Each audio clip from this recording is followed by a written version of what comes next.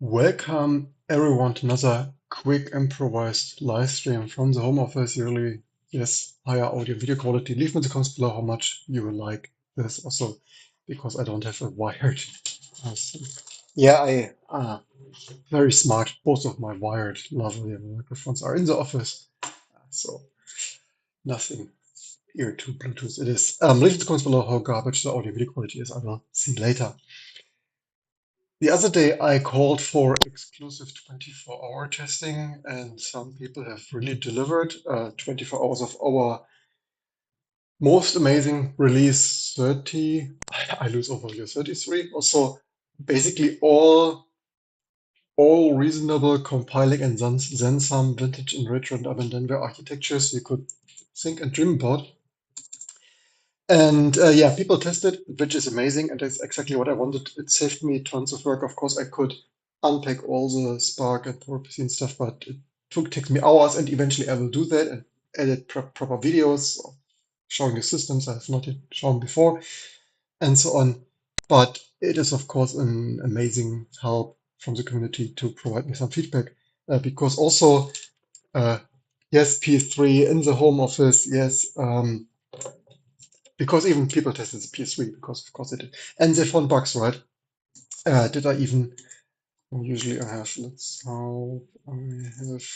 I don't go to Discord. Yeah. Also, because of PS3, and they found one major bug that affected all architectures, which is amazing. Because I said, among other things, yeah, stuff doesn't work and doesn't boot and stuff, and so of course. But also this one here, this is a very embarrassing one. That is in the second stage installer after the initRD displaying this random garbage. And that's actually kind of a showstopper and major issue. And that I'm really glad, like, thank you so much for testing. I really appreciate it. Although it caused me work and stuff, and they even wrote like, yeah, uh, something like no worries. What was it like? Not urgent. Like don't do. Oh, I don't remember. So like, where was it? Mach dir deswegen einfach mach durch, gönn dir ein bisschen Schlaf. Ja. Anyways, this was serious, and of course, this is kind of stuff like if I see major breakage, of course, we are perfectionists and stuff, and we hate peak bugs. And we want to have it fixed right. So that turns out it took some probably 30 minutes of guru meditation of like what the heck is even going on because our like if this would be C, but it kind of wasn't because the second stage installer stuff is written in shell. So that is here. Share. I didn't actually. You know what? Let's output. Why is this output? I don't. Okay, should wait. Why is this input? Why is this so strange? I hope I've make sure. Anyway, this is why usually I prefer uh, my Linux version where probably pulls out circuitry. Anyway, you know what? I should actually disable this bloody terminal bell. This is the biggest. Leave in the comments below if you are there with even the freaking terminal here. Audible bell. No, I don't want it to upset my YouTube screencasting microphone stuff. So build, target, share, install, and that is probably init. And so the bug actually turned out read elf, and that's also the thing why is this even install init. So it would. Oh wait, it's maybe the second stage. That is, of course, ultimately.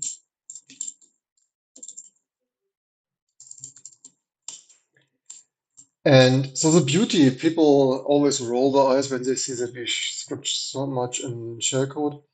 But this was C 20 years ago from Claire, and I rewrote this in 2000, oops, no, maybe I pressed some, 2005 or so.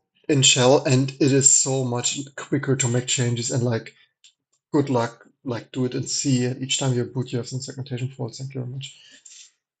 And so this turned out to be readelf, which we use MPutils. Maybe we should switch to BusyBox, and we wouldn't have bugs like that. So even, am I even in the right file? Did I, don't tell me what have I even done here? No, this is not this one.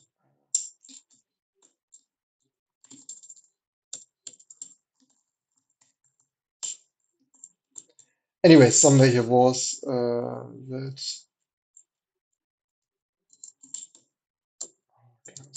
It's a right file here. Anyway, this was basically the summary.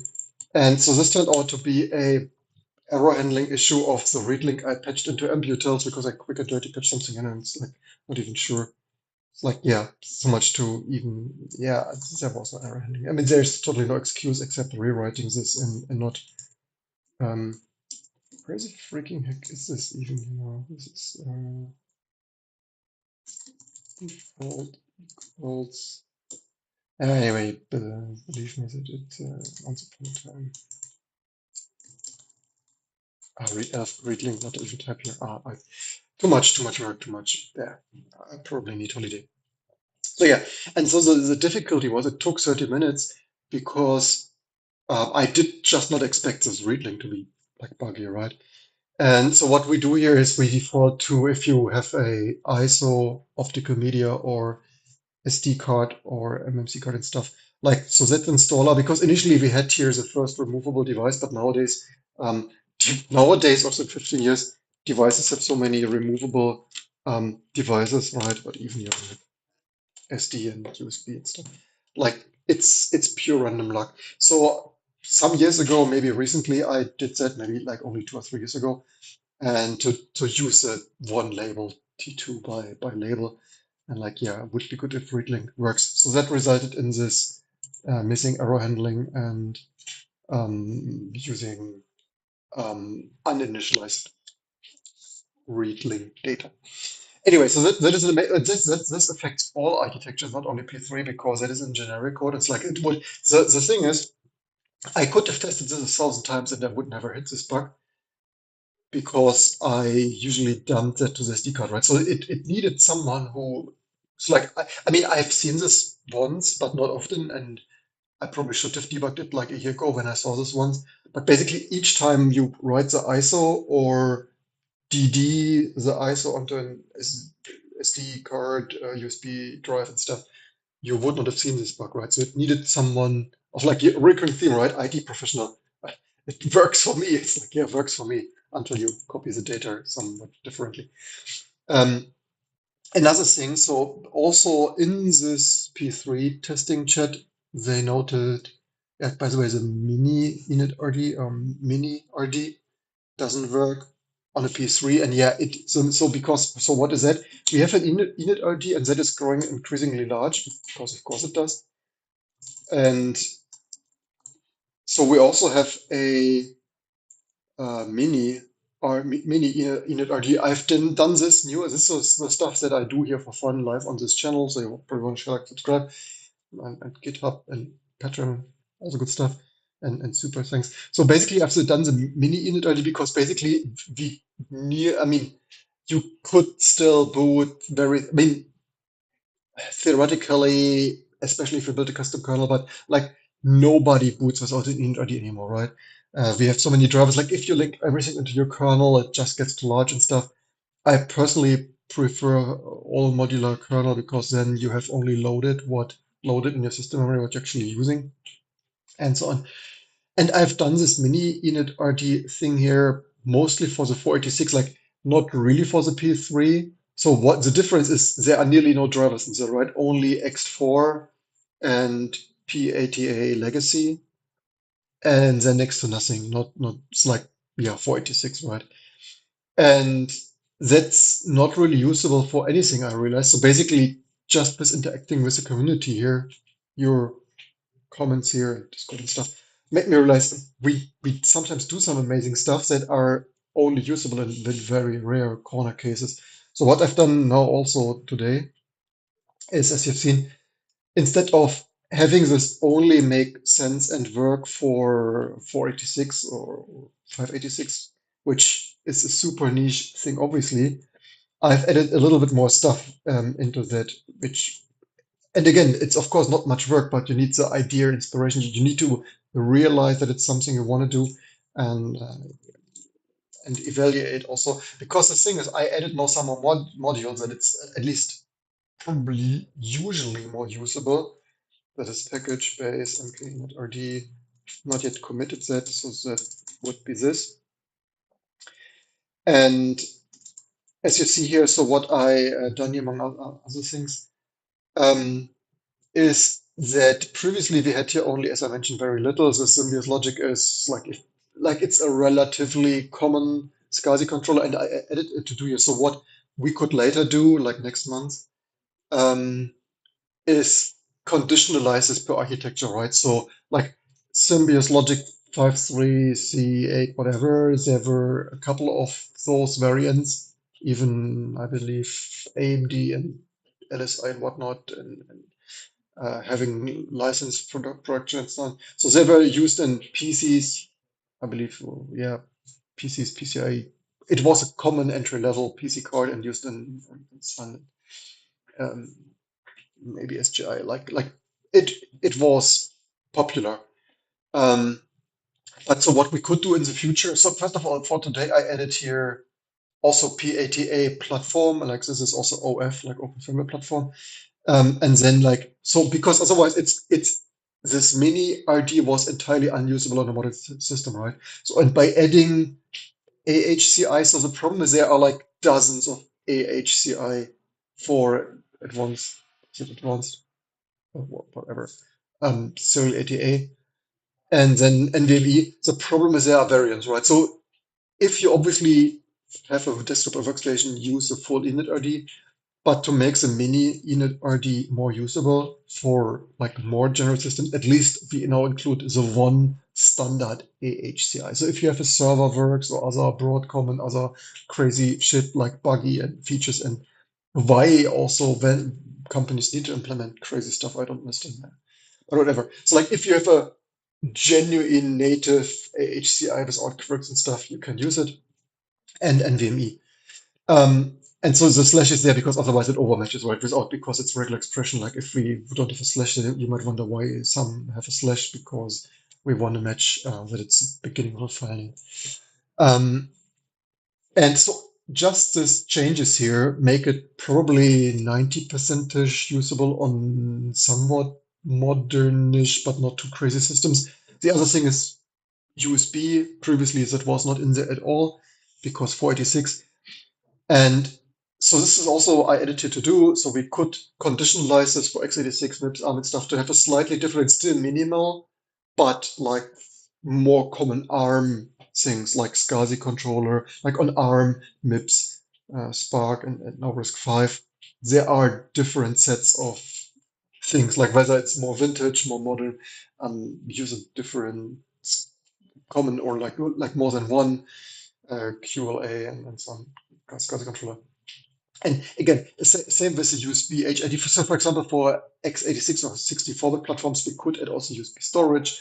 That would be nice to have. And so this init-ID is still way smaller. Of course, there is a price, right? Like even this handful of modules, which probably improve usability of this mini init-ID, which you might want to use for embedded, right? You could still modify it for your custom embedded or server virtualization container use. I could, of course, add the VirtIO ones so that you could always use, or like we could always use a mini init-RD for virtualization containers.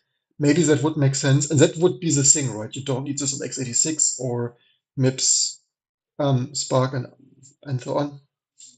But if we later, like in a month or so, it's like, yeah, you get the theme right. Every day is a to do instead of like one step forward and two steps back or so, because like each feature we implement or improve, we have already two new ideas of, hey, we could also do this and could also do that. But I'm not doing this now because the release is basically there. So yeah. It is getting rather larger though, right? So there's obviously a downside to that, and that is its size. So extracted, so that should be, I just extracted that, that should be T, so this extracted init.rd.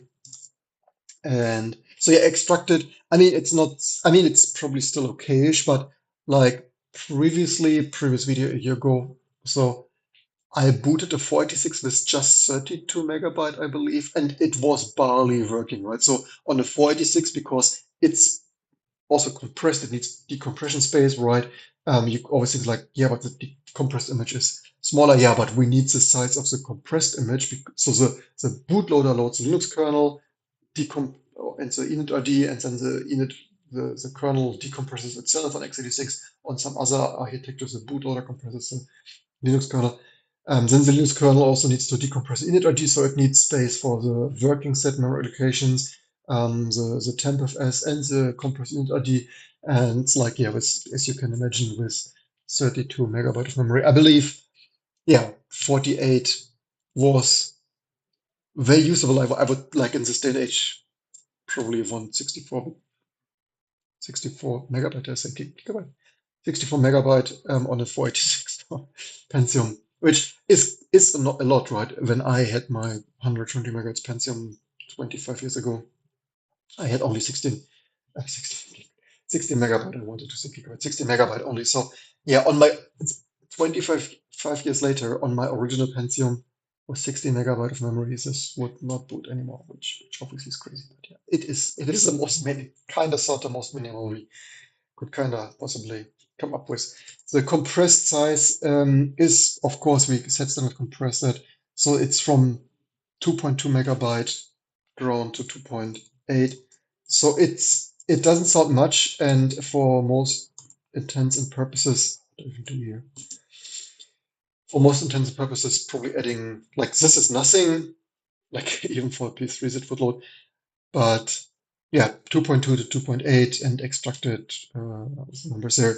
And I had diffed that here, so that the changes were just expected. And of course, we have some collateral damage. I believe the NVMe or other stuff has dependencies for hardware monitoring. So we waste some kilobyte here for NVMe drive temperature monitoring.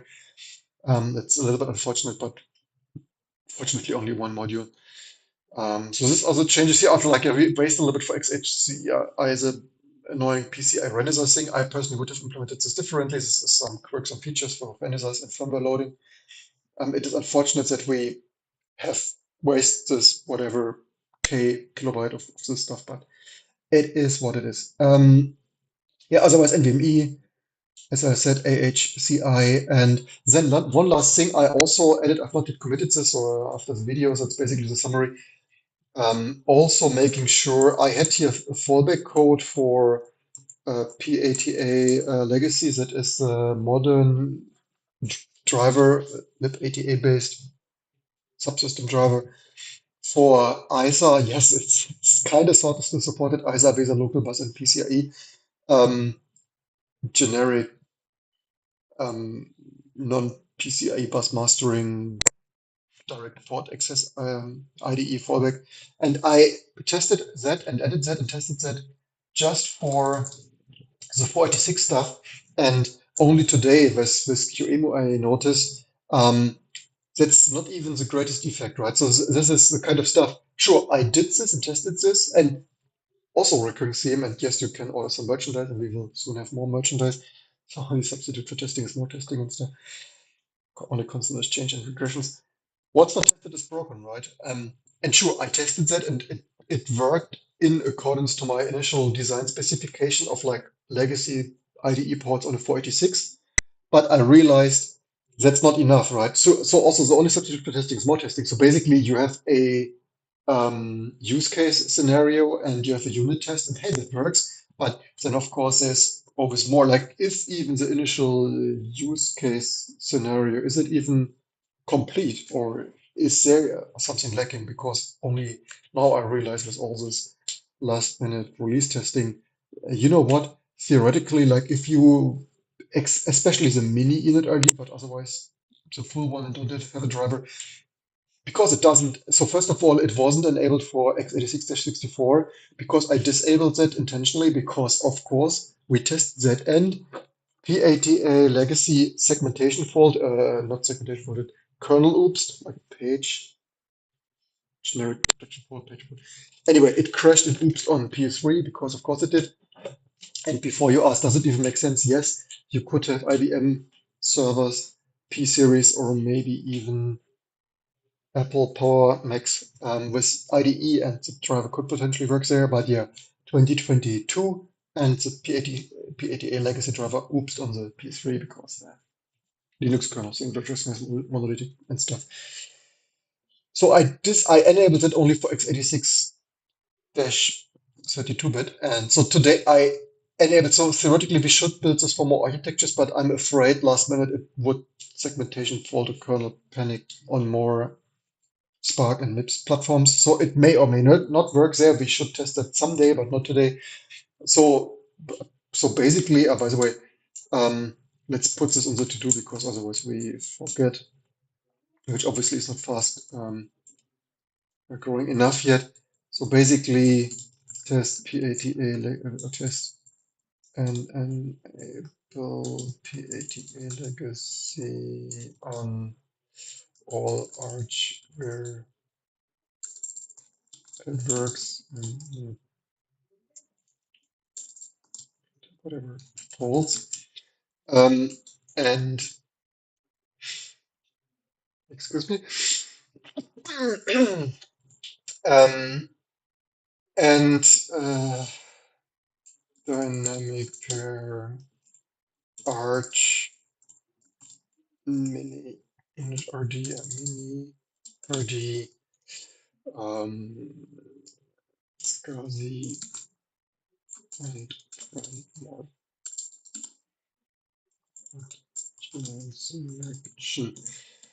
Yeah, this is basically how community testing feedback and our own perfection improves our Linux distribution every day, and basically every interaction is a win, as it should be. And I have some more committing to this. So also, right, did I mention, so by default, the PAT legacy driver does not probe the PCI devices, because they're usually set PIIX and Intel accelerated IDE driver and stuff. And so yeah, I bet that changed also the init. So this is probably also due to random module order, right? I'm maybe Apple next step and basically the macOS KX kernel extension modules have a priority. So theoretically, it would be better if we wouldn't hard code it like that, but I don't think there are any Linux kernel and surrounding system daemon infrastructure to have prioritize and stuff. So basically, I guess, I mean, maybe this PAT legacy is totally not auto-loaded because um, I should build x86 and all right, I believe that probably doesn't work because I'm not running the same kernel.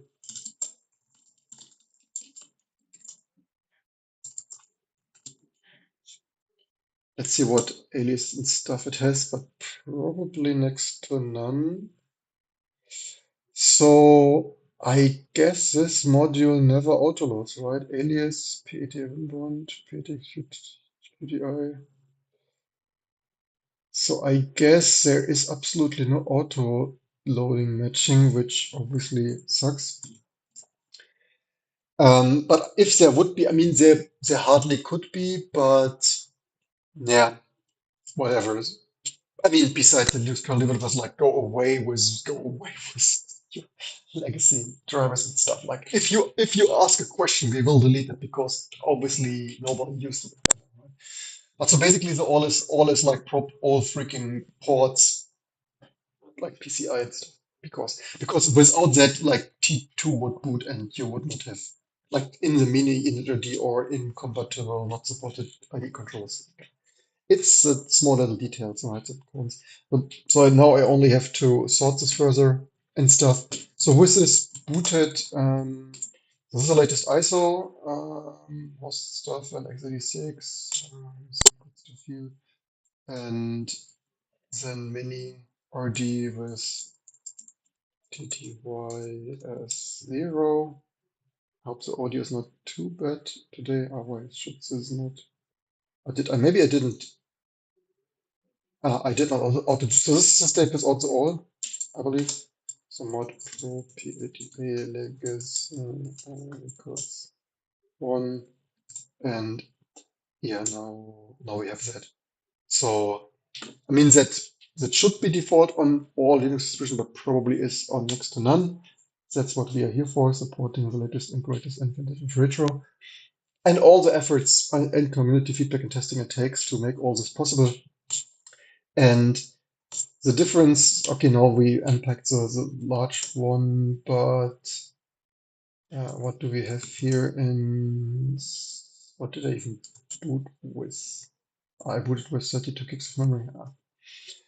Yeah, for the PS3, it will not help because I will obviously not adding the PS3 frame buffer and stuff. So when you use this, the original question was, hey, that doesn't boot on the PS3. It will still not boot because, as you've seen, the drivers are not there and they will not be there. That is not the point of the mini initRD thing. But it improves. And that's also how PS3 testing. People always laugh about my PS3 support, but it of course improves not only lots of efforts the last years here optimizing memory usage to even make supporting 256 megabyte P3 systems, but even less 64 megabyte, or even my Spark Station, I believe, had 48 megs of memory, like 46, like probably next to impossible with nearly all of the other 1998 Linux distributions. I hope you enjoyed this, learned something. So I still have some, like, yeah, unfortunately, some more, one more things, and yeah, I have some, I have some more working copies to sort, changes to sort. But yeah, that are hopefully the one last things. What we could do is what we need to do. I improved my, because now we need to rebuild the selective reload. I shortly need to think. Do we have, because that is not related to our stuff. So our other two developers updating stuff, which is amazing, highly appreciated. And what we need to do now is, do I have rebuild in the history? I have.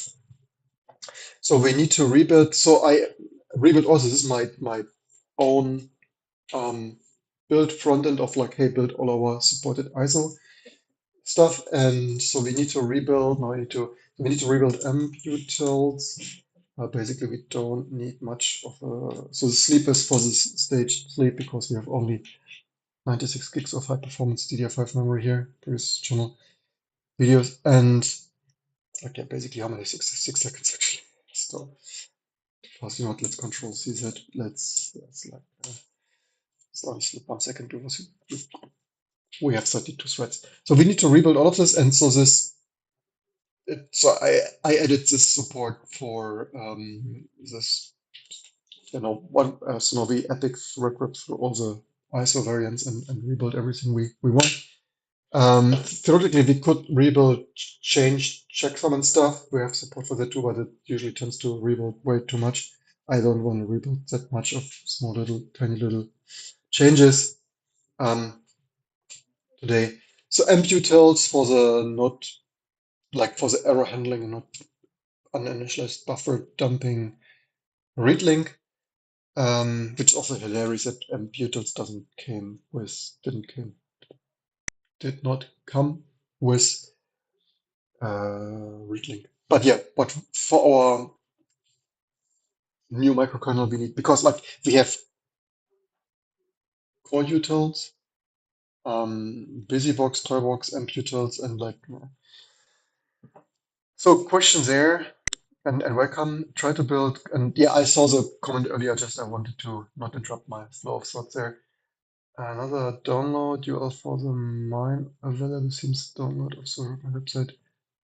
Yeah, Rocklinks doesn't exist anymore. It should be on our mirrors. Does it not come? I need to. you say mine, which is this? Is it mine?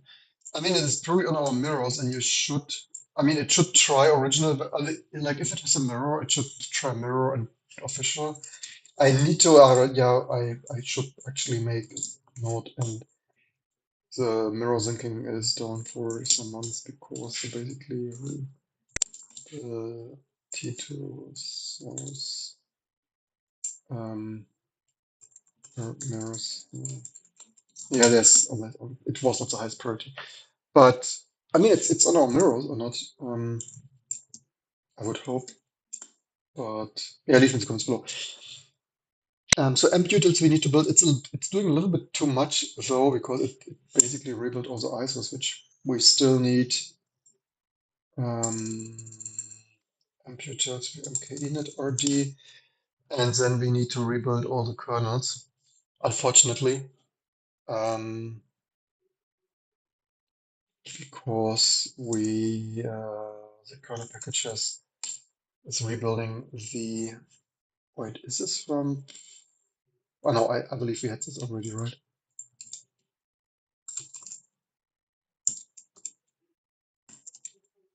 I think it's the day before. Yeah, we have this already. Because of course in the kernel package the init is built. What we could overload ourselves with, which like there is always so much to do, like if you had too much time, like not really important, but basically that custom system matching init building. I'm not the super greatest fan of that because I usually on my fat systems, right? But seriously, on my modern latest and greatest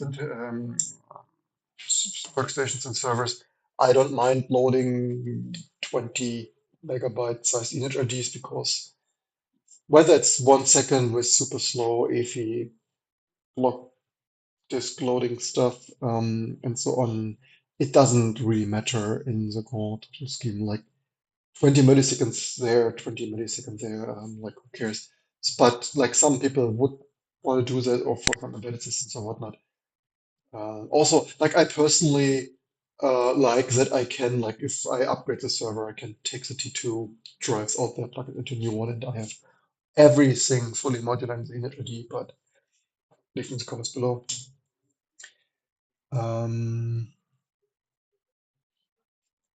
Yeah, but so that's basically it. The one last thing, then I sync those images later tonight again, because rebuilding all the kernels will probably take nearly 2 hours on this epic thread-ripping Ryzen 7950X. Or like maybe only 1 hour, but it will take 1 hour. So that is like with Clang, unfortunately, 6 minutes or so. But okay, that is 6 times 4 plus like 25-ish. With GCC, it's faster, like 4 minutes if you want to. So it's the same. Yeah, so actually, yeah, 2 hours. Maybe also some embedded ones. Do you have 6, 4? Yeah, should be more like actually should be more like 29. Like okay, if we yeah. No, with every hour, yeah, take 2 hours. You think 2 hours is too far off, but no, was probably actually quite spot on. So yeah, let's rebuild this here, all the news kernels with mkinit rd and mputils to fix this readlink bug staged, probably staged. So it's 3 minutes. So just so that we don't shell bomb it like totally, because otherwise I mean, in the meantime, I have a RAID. Why is this still building? Why is this still stuff building? Or is it already the news kernel? It's already the news kernel.